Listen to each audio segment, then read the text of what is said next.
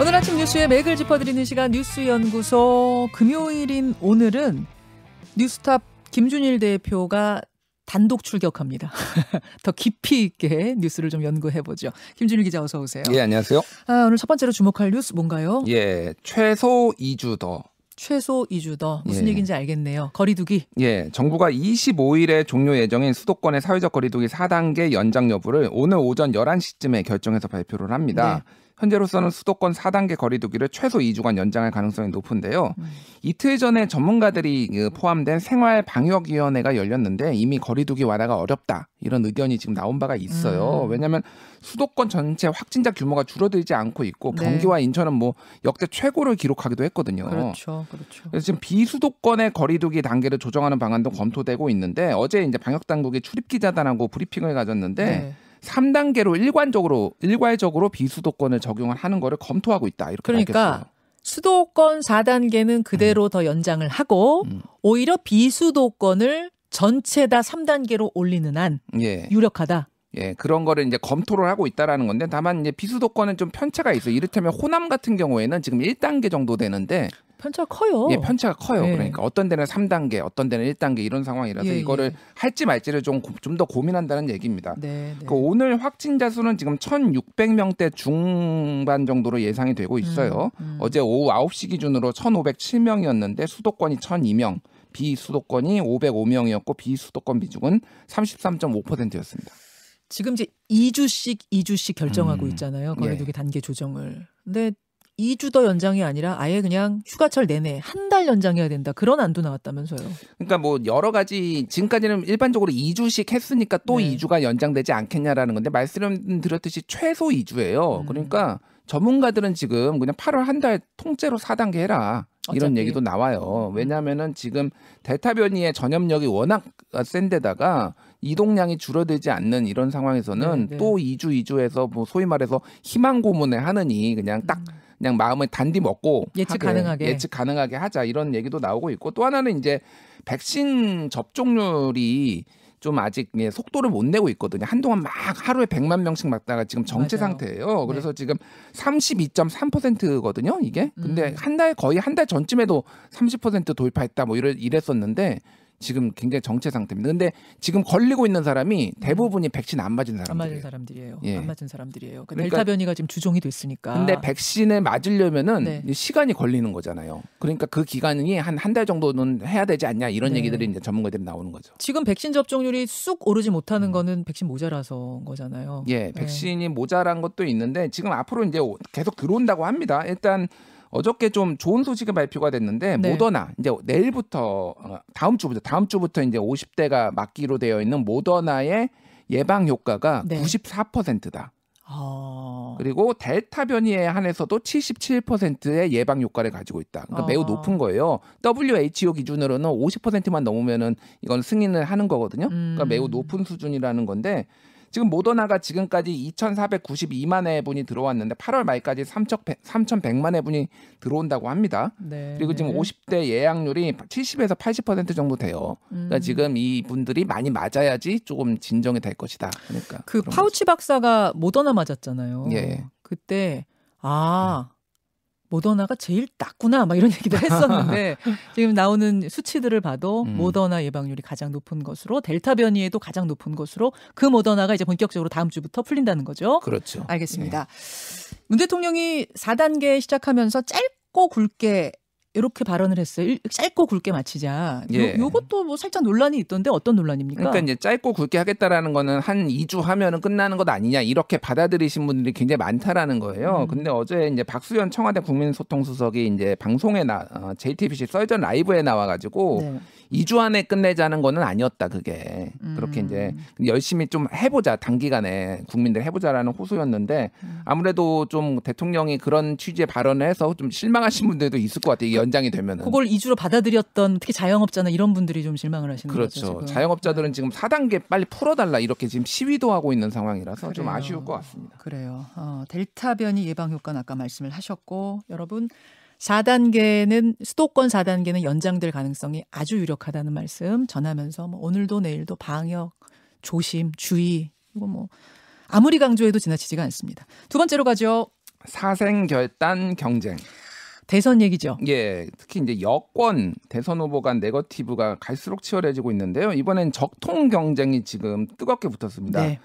특히 노무현 대통령에 대한 탄핵 찬반을 놓고 후보들 간의 공방이 이어졌는데요. 이재명 후보 측이 이낙연 후보가 2004년 노 대통령 탄핵 과정에서 찬성표 던진 것 아니냐 연일 지금 의혹을 제기하고 있어요. 네. 그래서 어제는 이재명 후보가 직접 나섰습니다.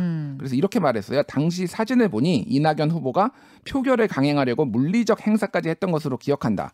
정치인은 국민들에게 거짓말을 하지 말아야 된다라고 기자들한테 말했는데 앞서서 이낙연 후보는 연일 고심하다가 탄핵 반대표를 던졌다 이렇게 말을 밝힌 바 있어요. 그러니까 이재명 지사가 어제 마이크 앞에서 직접 얘기한 거잖아요. 예. 캠프 사람 누가 얘기한 게 아니라 본인이 아니, 행동으로는 탄핵 그 찬성 쪽에서 행동을 해놓고 말로는 탄핵 반대표를 던졌다니 저로선 납득이 안 갑니다. 이렇게 표현을 어제 납득이라는 표현까지 이제 썼어요. 그렇죠. 이낙연 후보 측에서는 분명히 반대표 던졌다 이건가요? 그렇죠.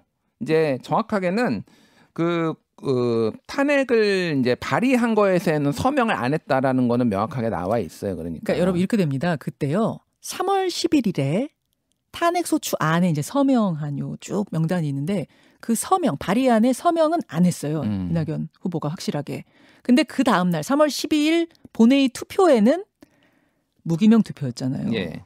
그때 반대표가 몇 명 나왔죠? 반대표가 2명 나왔으니까 대부분 이제 열린민주당에서는 열린우리당에서는 불참했고, 예, 그러니까 불참을 했어요. 불참을. 네. 그러니까 대부분 찬성표가 나왔는데 반대표가 2표가 나와서 이게 누구였냐라고 당시에도 이제 논란과 누구 막 이렇게 기자들이 막 추적도 하고 그랬는데 한 명은 자민련의 김종호 의원으로 이미 밝혀졌어요.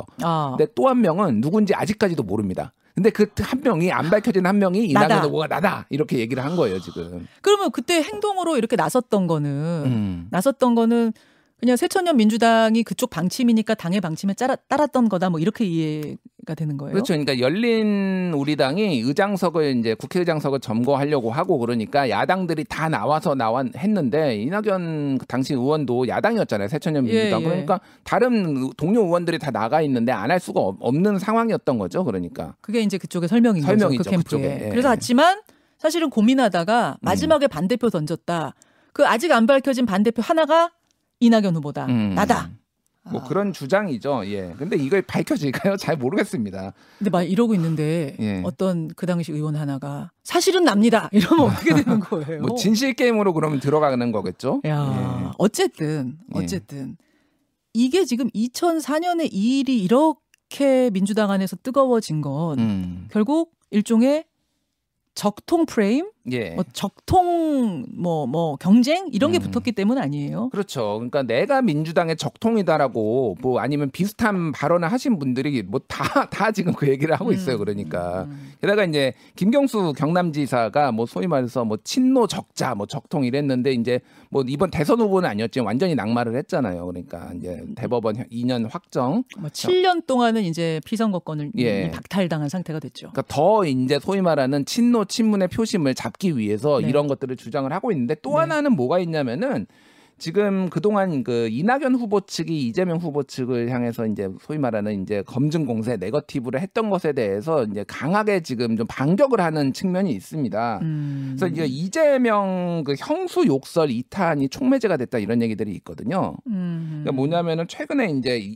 그 이낙연 후보를 지지하는 한 유튜버가 이재명 그 형수 욕설 공개를 했는데 기존에 공개됐던 내용이 아니라 새로운 내용이었어요. 그러니까 이재명 지사가 형수한테 욕설하는 그 녹음 파일이 기존의 거는 이미 한번 쫙 뭐 유튜브에서도 쉽게 검색이 되는데 그 내용이 아니라 새로운 뭐 내용인데. 근데 이것도 새롭지 않고 사실은 이제 예전에 다 돌았던 것들이다 뭐 이런 얘기도 있던데요. 예. 근데 어쨌든 그전 거하고는 조금 다른 부분이 있다라는 건데 뭐 크게 연장선상에서 보면은 뭐 다 비슷한 내용이긴 합니다. 어쨌든 근데 이거를 이낙연 후보 측을 지지하는 사람이 공개를 하니까 이재명 후보 측에서는 이건 굉장히 불쾌한 거죠. 그러니까 기존에 나왔던 거를 또 지금 재탕 삼탕 하는 거냐라고 하면서 강하게 지금 서로 네거티브로 부딪히고 있는 그런 상황이고요.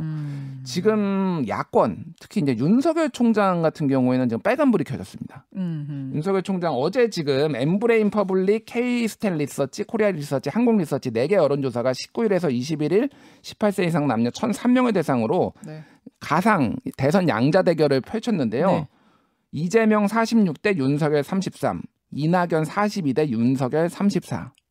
차이가 꽤 벌어졌네요. 다 오차 범위 거의 바깥에서 지금 나오고 있어요. 누구랑 붙어도. 예. 그러니까 유력 이낙연, 이재명하고 붙어도 예, 윤석열이 예. 다진다라는 게 나왔으니까 최근에 있었던 설화들 이런 것들이 상당히 영향을 미쳤고 그러다 보니까 국민의힘에서는 빨리 입당해라. 봐라. 예. 뭐 이렇게 되는 거죠. 전문가의 손길을 받아라 좀. 코치를 받아라. 어제 이준석 대표가 그렇게 얘기를 했거든요. 그런 얘기까지 지금 계속 나오고 있습니다. 오늘 2부에 말말말 코너가 준비되어 있어요. 민주당 박성준 의원과 국민의힘 김은혜 의원 나옵니다. 지금 국민의힘은 이 상황들 어떻게 바라보고 있는지 제가 김은혜 의원한테 그 질문 좀 드려볼게요. 그리고 잠시 후에 김두관 의원 출연합니다, 여러분. 김두관 의원은 이 이재명, 이낙연 요 구도, 요 설전들 어떻게 바라보고 있는지 질문해보죠. 그다음 뉴스 가죠. 예, 이재용 8월에 풀려나나. 이재용 부회장 사면론이 불붙고 있습니다. 예, 지금 광복절이 다가오면서 특히 이제 이재용 삼성전자 부회장 그리고 박근혜, 이명박 전 대통령의 사면 가능성에 대해서 관심이 높아지고 있는데요. 네. 최근에 이재용 부회장이 법무부의 8.15 광복절 가석방 예비심사 대상자 명단에 올랐다는 언론 보도가 나온 바가 있어요. 네네. 그래서 이거는 뭐 개인정보기 때문에 법무부에서 확인은 안 해줬습니다만 사실상 사실이다라는 걸로 이제 알려져 있습니다. 일단 가석방 받을 수 있는 조건은 채운 거죠. 그러니까 가석방 조건이 생각보다 굉장히 낮아요. 최근에 바뀌었잖아요. 예. 네. 그러니까 형량의 3분의 1만 채우면 됩니다. 맞아요. 근데 보통 일반적으로는 한 90%를 채우면은 보통 가석방이 되는 사례가 있는데 지금 이재용 부회장은 60% 정도 채웠거든요. 그러니까 만약에 하면은 좀 이례적인 것이긴 하죠. 그러니까. 그러니까 조건은 형기의 3분의 1을 채우면 되긴 되지만 그 조건 채웠다고 다 가석방이 되는 게 아니잖아요. 예. 보통은 한 90% 채운 사람들이 됐었는데 이재용 부회장은 60% 채운 상황. 그렇죠. 그러면 이제 이 상황에서 또 해줄 것이냐 말 것이냐 이건 이제 대통령의 이건 대통령은 아니고 이제 가석방은 법무부 장관이죠. 법무부 장관이죠. 가석방 그러네요. 심사위원회에서 결정을 하는데 그러네요. 그 통과율이 한 70에서 80% 정도 됩니다. 일단 오르기만 하면은 생각보다 많이 통과가 돼요. 그리고 법무부 장관이 최종 이제 허가를 해주는 거니까. 그러네요. 이제 이게 두 가지 트랙이 있는 거죠. 하나는 사면 쪽, 하나는 가석방 쪽. 예. 그러니까 특사로 대통령 권한으로 갈 것이냐 아니면 이제 가석방을 가지고 이렇게 갈 것이냐 뭐 어떤 얘기들이 많아요? 그러니까 이거 진짜로 관측을 알 수가 없어요. 그러니까 이게 지금 이 가석방 얘기가 언론 보도로 처음 나왔거든요. 네. 근데 이제 보수 언론 쪽에서 나왔는데 뭐 정부 고위 관계자 이 멘트로 이제 나왔어요. 검토하고 있다. 뭐 이런 뭐 사면도 검토하고 있다. 뭐 가석방도 검토하고 있다. 이제 이게 어떤 상황에서 보통 나오냐면은 두 가지입니다. 하나는 정말로 이재용 부회장의 가석방이나 사면을 원하는 측에서 이제 소위 말해서 이제 막 군부를 떼는 이런 언론의 자가 플레이가 하나가 있고요. 또 하나는 정부 측에서 한번 여론을 떠보는 거예요. 그래서 언론에 슬쩍 흘려보면서 어떤 반응이 나오는지 이제 두 가지 가능성이 다 존재를 하거든요. 네. 어찌됐든 이게 완전히 없이 나오는 건 아니다라는 거를 이제 고심을 하고 있다라는 거는 분명히 추정을 할 수가 있어요. 이 부분은. 예. 지난번에 대통령이 미국 갔다 왔을 때 그래서 정상회담하고 온 다음부터 요 얘기가 본격화되기 시작했잖아요. 예.